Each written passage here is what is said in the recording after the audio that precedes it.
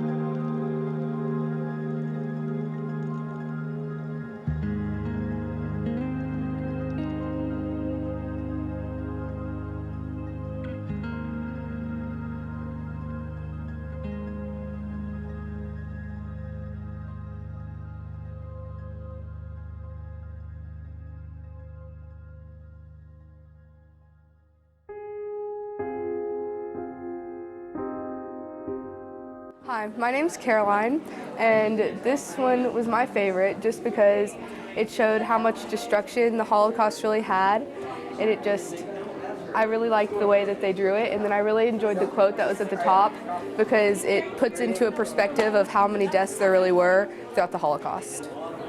I also really enjoyed this one because it shows the pictures at the bottom, and if you look closely into their faces, it just shows like how much despair there was, and I really enjoyed like the highlighted words because it sort of gave a pop to that quote, so if you didn't like read the whole thing, you could still understand what it meant, and it just sort of showed an overview of like how tragic Auschwitz was. I'm Savannah Webber, and this mural really stood out to me because it just shows like the life story of one of the younger girls who experienced this tragic event known as the Holocaust. And I think the quotes and the writing behind it just shows how strong and powerful this was to her.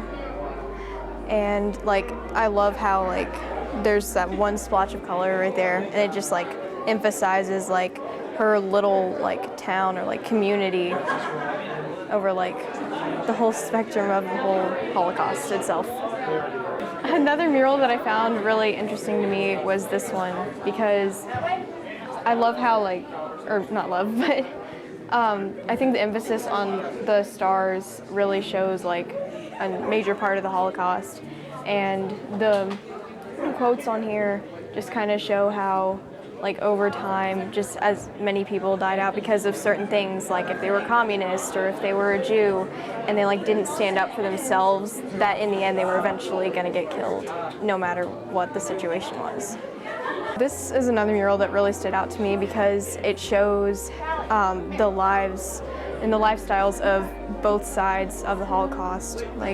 And this part right here really stood out to me because it shows Hitler and guiding these children into becoming a part of his army or cult that he had started. And I think that really shows how much the children over this event were affected, and how on one side they would be watch people get burned or killed right in front of their eyes, and on the other side they saw people hailing Hitler and supporting his main ideas and all of that stuff. These murals are your 8th grade students to juniors in high school. They're the ones, they group up, then they determine what they want to represent in these murals themselves. So it's they have a theme, and if you see on the edge here, contemporary injustice, Kristallnacht, propaganda. So it's kind of tying in all these parts of it through their drawings. I told you they were all related. Like what? Okay. Like what era is like all these put together? It's all going to cover the Holocaust with World War II. All of these are going to tie into some aspect of it, but it's their representation, their perspective of how they view parts of it. And it's all done through art. It's pretty cool when you think about, kids your age doing all these as well and what they chose to represent.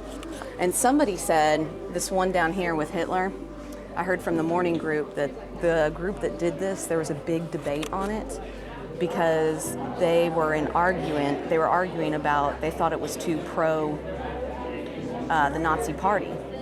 So they felt like it was more propaganda some of the teammates did than anything else. And apparently they had to compromise. So they added the never again at the top to hopefully not give off that propaganda for Hitler as much as what it represented. So they all have to come to an agreement on what they want to do and the mediums they want to use and color and black and white, all of it. Quotes. It's pretty intense. Did you find one yet that stands out to you more than any of the others? Why that one? Okay. It's all a matter of perspective. Some people may find others more interesting. Yeah, because it's a summer program. So like the group that comes together, they have to decide which part they want to represent and how they want to represent that in their paintings. I really think that one's like well drawn too. Oh yeah, it's amazing in terms of the detail and what details they choose to show in the murals. Yeah. What class is this for? Who is this for? It was a summer program, an extra summer program that WKU does.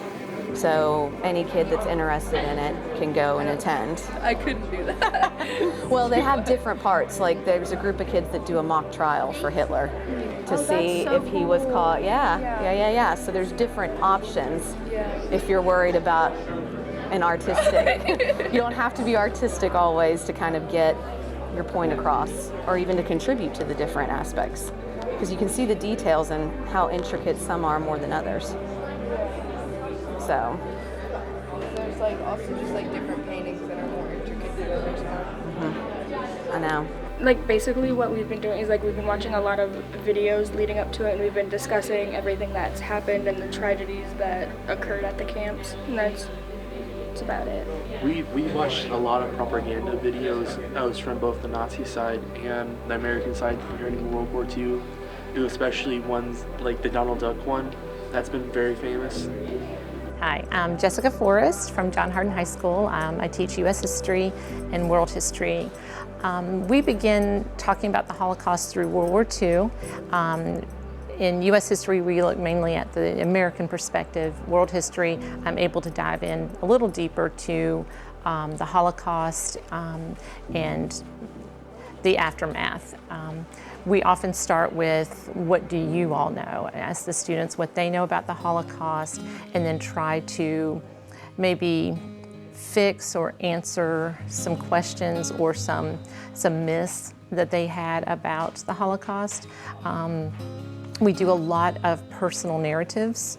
I want them to read personal accounts of people who survived and even of people who did not survive the Holocaust based on diaries and other primary sources. Sometimes you need to give a full understanding. Sometimes it's almost a full understanding. They've watched or they've heard of, based on the movies, Schindler's List, The Boy in the Striped Pajama, Jacob the Liar. So they oftentimes ask me about those movies and how realistic those are. And then I try to back that up with the personal narratives of people who lived in the ghettos, people who went to the various camps, watching videos of the victims, that the Holocaust survivors, and watching them in their own words talk about their experience. Right, and that's what we talk about. I want them to know that 6 million Jews died, and then another 6 million people died. Others based on their the religion, based on the skin color, based on their ethnicity, like the Roma or Sintis, homosexuals, Jehovah's Witness. Catholics may have been treated badly, Polish people. So we do try to include that oftentimes more than just Jews were killed, large numbers of groups. And we try to also emphasize the people, the heroes, the unsung heroes who tried to step up and help, that there were some who tried to help. Oftentimes I think when they're showing the victims, they're muted, they're faceless. It's a contrast. Right, and then the Nazis are bold and black, and the red swastika, it's very bold, and often the victims are muted and Blue, red, yes. yeah, white, black. And a lot of them are pretty powerful to look at. A lot of fire, a lot of smoke, and then different aspects. And that's what I like about the murals. All 21 are very different. They're telling different stories, different viewpoints, whether it was in Warsaw Ghetto or in Auschwitz, or even the liberation, that they're all showing a different view. And then there's one specifically that shows centrally the Holocaust, but then around it other forms of oppression, like American slavery, the Trail of Tears, hate groups today, and then Japanese internment. Where they tried to rebel, they would do a public hanging. They also did public hangings in the ghettos for stealing, just trying to make this is what's going to happen if you don't follow the line. All right. And this is like they've murdered them. Yeah, I think this is one of the darker ones. The symbolism of different ethnic groups, slavery, and then the Trail of Tears, the Jews, and how they put that all in the Japanese internment camps. They got one like face hall. It's like a timeline. Yeah.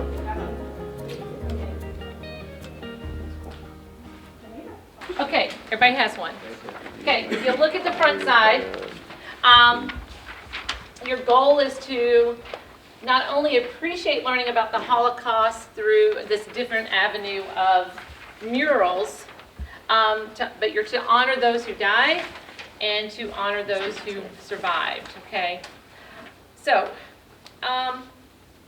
you've spent some time walking around. I know some of you didn't finish, so I want you to go back and continue looking at them. Once you've seen them all, select 3 murals, or you can do 6 if you want to do 6. You can select 3 journals, or 3 murals to journal and to sketch. You're each going to get 2 sheets of paper.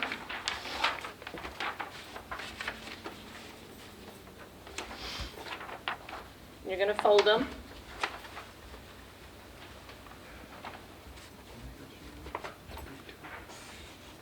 Okay, so your front cover, please put your name on it. Several of my sophomore groups did not have their name on it, so please have your name.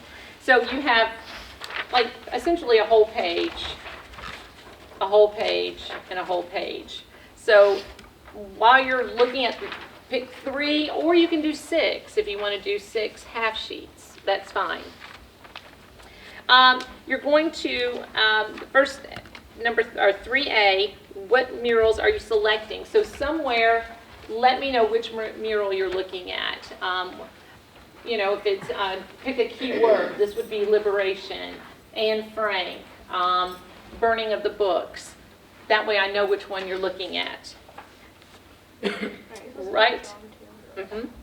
Right. What drew you about this mural? Why did you come back to this particular mural to kind of look at in depth? Okay. And then number 3, or actually letter C, there are 4 ideas. They're just ideas for you to sketch or to think about. Like number 1, locate one person in a mural who really speaks to you. Sketch the face of that person. Use a sentence or two to explain why you feel connected. Find a person in the mural, sketch and write what you think is happening to this person. List 2 questions that you would ask them. Explore 2 faces of individuals in a mural. Describe or sketch what they look like. Try to infer what emotions these people are feeling. So this is a drawn-out process. If you were finished in 20 minutes, you need to go back and rethink what you're doing, okay? Because this is a time of reflection. It's a time to think about the particular murals that you have chosen and what's happening. What are these students trying to tell us? You're looking at, people who did not survive. You're looking at people who did survive. You're looking at different stories of Holocaust victims, okay? So I want you to take your time. This is not something that we're rushing through. That's why we're here until 10:30. It's not meant to be rushed through, okay? And if you're rushing through, you need to rethink, and don't come and tell me that you're finished in 20 minutes, because I'll probably rip up your page and make you do it again, okay? So you get 2 sheets of paper and a China marker, or China pencil.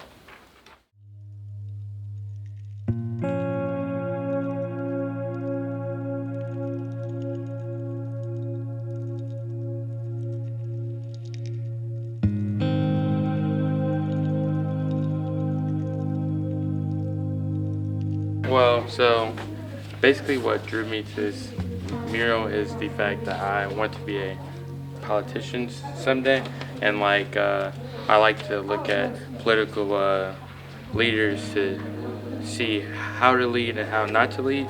So when I saw this one, it sort of just touched me, because he had the power to do so much good, but he really abused that power, and it's just something that I don't want to do in the future. Okay, so your part of your assignment is kind of summing up the mural in one word or phrase. Is that one of the things? Well, one phrase I would just say abuse of power, because really that's what he did. He used his speech to gain followers, and then when everyone started to follow him, he made a plan to go after a particular race, and he really abused that power and really started World War II. Well, this mural, I just really felt inclined to draw about it, because these were the gates of Auschwitz, one of the concentration camps where the most people were killed, of the Jewish and the other people who were murdered under the SS's reign. And basically, I wanted to draw about this because this was the last sight many of these poor people would ever see, because they would see these gates and then they would send them in, and a lot of them got sent straight to the gas chambers. So I felt that putting the actual gate to where they went, and I likened it unto the gates of hell, because that would just be the last sight that people see while they were still living their lives. So then this is how I've drawn it. I've had to draw it on 2 pieces of paper, so it's kind of split a little bit, but yeah, I feel like it's one of the worst symbols of the Holocaust, and I felt like it would only be reverent to mention it in my... What really drew me to the mural is the big tower in the front. It really just shows the despair in the camp, because this one man is controlling all these innocent civilians, which just really shows the despair in the picture and really drew me into it. Okay. What are some words, one word or phrase that you think really describes this mural? I'd say desperation, honestly, because we can see them running away and trying to get away, but there's really nothing they can do, and they're desperate to get back to their families and their homes, but really there's just no way out. This mural, it really stood out to me a lot, just because it shows the people and how they went through the camps, and it shows their clothes, and then it shows the officers' clothes, and there's a whole lot of meaning. Like, it shows them walking through all the different areas, and it shows the hangings, and then it shows how the fences were and how the guards were and how they beat the people that they had captured. And then over here, how they had the buildings and a lot of the smoke where they burnt and killed the people. Well, I'm a strong believer of God, so I put like the quote that they have at the top, Deuteronomy 4:9, and that really communicates to me because of that. And then I drew the fence too, just because of the fact that they were really like down, and they weren't really like serious about their guard, and like if people tried to escape and stuff. And then I also drew the swastika because of Hitler and how everything was. I say this mural, which is called, I believe, the Passover, is the most powerful because it gives you hope. Because like there's such a great quote there that says, "There may be times when we are powerless to prevent injustice, but there must never be a time when we fail to protest." And I felt like strongly about that because like although people were really discriminated against, they never lost hope and continued to protest, and they had hope that they would someday get out of such a terrible time frame, and eventually it happened. So it really encourages everybody to never lose hope, because in the end everything will work out for your good. I can say this exhibit is magnificent because it's very unique, and since we live in the United States, the Holocaust isn't like a main topic in history, so this really just expands your mind on how the time frame really was, because when we think of the Holocaust, we only think of like the gas chambers, but there was so much more to it. So like this really expands your minds through images and ways, like in visual ways to help you better learn about it. We realized this could be an amazing tool to help teach our young people here in Hardin County what happens when hatred is accepted and it's tolerated and even government sponsored. And so even though it is specifically about the Holocaust, it's bigger than that. It's about hatred in general and what it does. And so we're just incredibly thankful to have this here. So you saw it first time this morning? Today is the first time that I've laid eyes physically. I've seen some pictures of it as we were doing research on it, but we have a meeting here today, and so I had the opportunity for the first time to see it. And just seeing some of these murals takes me back to some movies I saw as a young person, trying to be educated about the Holocaust, and then going to DC and going through the Holocaust Museum. It just brings back some of those memories of what happens in this kind of a situation. So we're just hopeful that maybe some of our young people can come through here and begin to understand that we can either take a positive approach or a negative approach, and that the prejudice is never the right path. And so we're really thankful that the funds were available because of the Marvin and Joyce Benjamin Fund that was established back in the mid-'70s to just address any issues that were the result of hatred or bigotry, prejudice, anti-Semitism. And so this is an effort.